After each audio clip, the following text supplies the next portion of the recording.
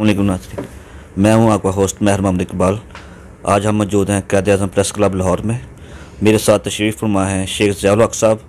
आइए उनसे बातचीत करते हैं। उनके ऊपर उनके भाई ने असले का इल्ज़ाम लगाया कि उन्होंने असले वाली तस्वीरें वगैरह उतरवाई हुई हैं, उन्होंने असला रखा हुआ है नाजायज़। उसके बारे में हम इनसे बातचीत करते हैं कि क्या हकीकत है, उस पर बात करते हैं। जी साहब वालेकुम सर। जी वालेकुम सलाम। मेरा नाम शेख ज़ियाउल हक़ है। मैं पहले भी प्रोग्राम में आ चुका हूँ। तो मेरे भाई ने एक प्रोग्राम चलाया हुआ है जो उसमें मेरी असले की तस्वीरें उसने लगाई हुई हैं, जो एक गलत और बेबुनियाद हैं। ठीक है, जितना भी असले का काम है वो करता है, उसका प्रूफ मैं इसमें आपको दे रहा हूँ। ठीक है, वो नजायज़ असले का भी काम करता है। उसके अलावा ये डकैतियों के भी इसके ऊपर पर्चे हैं। ठीक है, उसका सीयर देखा जाए तो उसमें काफ़ी ख़तरनाक पर्चे उसके मौजूद हैं। बज़ाते ख़ुद वो एक मुजरिम है जो अपने आप को शरीफ आदमी कह रहा है, और ये दरअसल एक हकीकत है जिसका प्रूफ ऑन द रिकॉर्ड हर जगह मौजूद है। ठीक है, उसके अलावा ये शख्स जो है ये कॉन्ट्रैक्ट किलर भी है। इसके घर शकील भट्ट साहब CIA इचरे से रेट हुई थी पिछले दिनों, काफ़ी हैवी रेट हुई। ठीक है, 8-10 डालर थे। ठीक है, उस वक्त ये भाग गया था। उसके अलावा इसके डकैतों के साथ भी ताल्लुक़ हैं। इसके डकैतियों के भी पर्चे हैं, जिसमें डकैत एक आदिल नामी शख्स इस्लामाबाद से आया था। CIA कैंट वालों ने उस टाइम इसको भी उठाया था, उसको भी उठाया था। उसका तो पुलिस मुकाबला हो गया था, लेकिन ये बच गया था। वालिद साहब की दुआएं कह लें, वालिद साहब की उधर मौजूद थे। उन्होंने अफसरों के आगे हाथ पांव जोड़े, माफ़ियाँ मांगी, और इस चीज़ की तस्दीक मेरे वालिद साहब भी कर रहे हैं। उनका भी उनकी वीडियो रिकॉर्डिंग आ चुकी है, क्योंकि वो बाहर होते हैं सऊदी अरब। उन्होंने अपनी वीडियो जो सी बना के भेज दी है मुझे, वो भी ऑन द रिकॉर्ड आपको दिखाई जाएगी। और आप जितने भी आला अफसरान हैं, मेरी रिक्वेस्ट है कि आप ख़ुद इंसाफ करें, इन चीज़ों को देखें कौन गलत है कौन सही है, मुझे बदनाम करने के लिए। हालांकि मैं एक शरीफ आदमी हूँ, मैं एक ओवरसीज़ पाकिस्तानी हूँ, मैं 23 साल बाहर रहा हूँ। मेरे इन मामलात में कोई भी किसी किस्म का कोई किरदार नहीं है, और मुझे बदनाम किया जा रहा है और मेरे साथ ज़्यादती की जा रही है। मुझे आला हकाम से, इमरान खान साहब से, सबसे मेरी अपील है कि मेरा साथ दिया जाए और सच जो है वो सामने ला के इसके ख़िलाफ़ कार्रवाई की जाए। और मैंने सुना कि जब वो आपके भाई ने आपके वालिदैन को कोई धक्के वगैरह दिए हैं, उसके बारे में आप क्या कहना चाहेंगे? जी, मैं जैसे आपको अर्ज़ किया कि वालिद को गिरेबान पकड़ के चपेड़ें लगाई हैं, वालदा को इसने बहुत मारा हुआ है, बहनों को उसने बहुत मारा हुआ है। ये सारी जो चीज़ें हैं मेरे वालिद साहब आपको अभी रिकॉर्डिंग में आप देख सकते हैं इस चीज़ का प्रूफ कि वो बेचारे कितने परेशान। मेरे वालिद साहब को धमकियां लगाता है कि आप इधर आओगे तो मैं आपको गोली मरवा दूंगा, आपके ख़िलाफ़ कार्रवाई, मैंने पर्चे दिलवाए हुए नजायज़, आप उठाए जाओगे, पाकिस्तान में ना आना। असल में मेन पॉइंट उसका ये है कि मेरे जो वालिद साहब हैं, ठीक है, वो उधर ही रह जाएँ, उधर ही मर जाएँ, वापस ना आएँ, और वालदा इधर मर जाए, और मैं जो घर है जोहर टाउन वाला वो हड़प लूँ। ये इसका असल मेन मकसद है। पहले मेरे पैसे हड़प गया, फिर गाड़ियां हड़प गया, अब प्लान नेक्स्ट उसका घर हड़पने का है। तो ये सारा माजरा है जो मैंने अवाम के सामने, आला अफसरान के सामने मैं लाना चाहता हूँ। ठीक है, तो यही हकीकत है बिल्कुल। जी नाज़रीन, आप देख रहे थे शेख ज़ियाउल हक़ की ज़बानी कि उनके ऊपर जो जुल्म हो रहे हैं वो अपनी दास्तान सुना रहे थे, और आला हकाम से अपील भी कर रहे थे कि मेरे साथ इंसाफ किया जाए। मैं भी क़ायद आज़म प्रेस क्लब की तरफ से हकाम बाला से इल्तिजा करूँगा कि इनके साथ इंसाफ किया जाए, इनका जो हकूक़ हैं वो दिया जाए। महर मोहम्मद इकबाल, क़ायद आज़म प्रेस क्लब लाहौर। हेलो, अस्सलाम वालेकुम, बिस्मिल्लाहिर्रहमानिर्रहीम।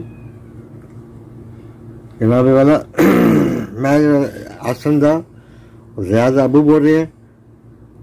हाजी आसन ਜਿਹੜਾ ਡਕੈਤ ਹੈਗਾ, मैं 24 घंटे गाना करता है कि कहना कि तू घर आएगा तो मैं चुक लवांगा, तो मैं मरवा देवांगा। और अपनी मां नूं लैके अगे वीडियोज़ अगे बना के फिल्म बनाई है, मां नूं पता नहीं की कुछ किया, की कुछ समझाया इन्हें, समझ के नहीं। और इन्हें वो काम किते ਜਿਹੜੇ नहीं करने वाले हों, और मैं तो पर्दा पाता रहा, सब कुछ करता रह गया। इसने मेरा कोई लिहाज नहीं किया। और इन्हें ये मुकदमे कितने चलते पे ने, ये कैंट थाने ਦੇ CI ਦੇ ਵਿੱਚ ਉੱਥੇ ਕੇਸ ਉੱਥੇ ਲਾਈ ਹੋਈ, ਉੱਥੇ ਪੁਲਿਸ ਮੁਕਾਬਲਾ ਹੋਇਆ, ਉੱਥੋਂ ਛੁਡਵਾਇਆ। फिर कतल का केस आ रहा, फिर मेरे बड़े मुंडे ने छुड़वाया इनू, हाजी आसन ने छुड़वाया, जिया ने मेरे बेटे ने छुड़वाया। और फिर उसके बाद फिर जनाब फिर हम रिट आए जब कोई ना कोई 8 दिन 15 दिन महीने बाद रिट पई जाती है। धारे च कोई ना कोई स्यापा पिया रहिंदा हैगा। और मैनू कहना मैं तो आएगा तेन मैं चुकवा देवांगा, मेरे को शूटर है ने, मेरे को बदमाश है मैं तो चुकवा के दिखावांगा, तेन मैं मरवावांगा, तू आ तो सही घर वड़ तो सही, समझ नहीं। और ये कोई काम कारोबार नहीं सीगा, जो मेरे बेटे ने कारोबार करा के दिता है, समझ नहीं। वो इतने बैठा सीगा, वो कहने अबू कोई गल को नहीं, इनू कारोबार कराने, असं भी जाना पाकिस्तान, कारोबार संभालेगा, असं पाकिस्तान चल जाएंगे कारोबार करांगे। और उन्हें पैसे लाए ने, उन्हें बैंक च रसीदा ने, सारा कुछ है, समझ नहीं। हुण पुलिस वाले गाला कट, मैनू गाला कट, समझ नहीं। और मेरी बीवी नू गाला कट, मेरी धियां नू गाला कट, और उन्होंने मां तैन मतलब पता मैं की अल्फाज बोल नहीं सकता, जो अल्फाज बोलता है, समझ नहीं सकते।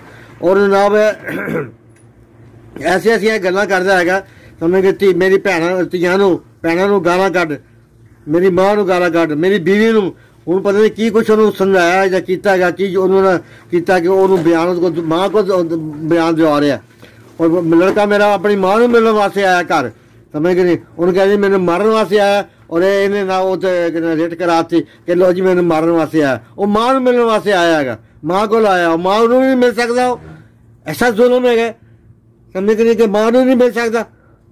और इन्हें यह कुछ किया है जो कुछ मेरे नाल नहीं करने वाला, मेरे हथ गिरबान पड़े ने, हथ फड़े ने इस शख्स ने, मेरे तो पूरा भरा किया है, समझ के धियां नू पढ़दा मेरिया नू, समझ भी धियां है ने, समझ के नहीं। और सारिया धियां नू भैणां नू पुंदा है, समझ के नहीं। और मैं जो ना सारे अगे अपील करना है, सदर अगे भी, सदर वजीर अगे कि मैनू कहना वे तू आ, मैं तो चुकवांगा, मेरे को शूटर है, मैं चुकवांगा तेन, तू देखो तेरा बनता की है।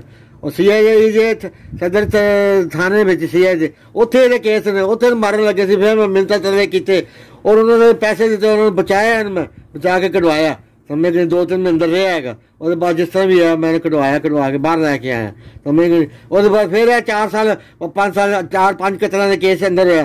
फिर बड़े बेटे ने, मां ने मिन्नतां कीतियां, मैं मिन्नतां कीतियां, मेरा बेटा उत्थे गया, उत्थे खर्चा किया, खर्चा करके उन्हें कटवाया है। और सब दुनिया को पता है कि प्यो ने कटवाया है। आए दिन पिस्तौल चुकता था जी, मैं तेन मार छड़ना, मैं तेन मार छड़ना, मैंने मारना तो मैं आज मैं मार छे, कर दे जो करना है, इन्हें जो करना है कर दे मेरे नाल, बस मैं जो मैं मेरी बस हो चुकी है। और 5 साल हो गए मेरी गालां बदतमीज़ां, और मैं बहुत कुछ सुन चुका है अगे, और मेरे को बर्दाश्त तो बाहर है गई है। जो होएगा कर दे अपना, मैंने अंदर करावे, मैंने मारना मार छे, मगर हूँ मैं जो होएगा मैं दिल च मैं गल्लां करके कढ़ांगा। अज तक मैं कोई नहीं। और मेरी बीवी नू मैं कहा है, पहले भी कहा है, मैं क्या मेरी बच्ची नू, मेरी बीवी नू तू इतने नहीं लैके आना, थाने लैके आना, तुम आपस च भरा निबड़ो। मैं बिल्कुल नहीं आया, इन्हें मेरी बीवी नू ही वीडियो तक लैके आया, ये वीडियो च बना के उन्होंने पेश किया है। हाँ जी, दूसरा अपनी बीवी नू ही थाने ले जाके पेश करा के कराया, सारा कुछ किया है। बराबर मैं उन्होंने गल नहीं सुन सकता, और जो होएगा जो करना है कर लवे, मेरा जो करना है।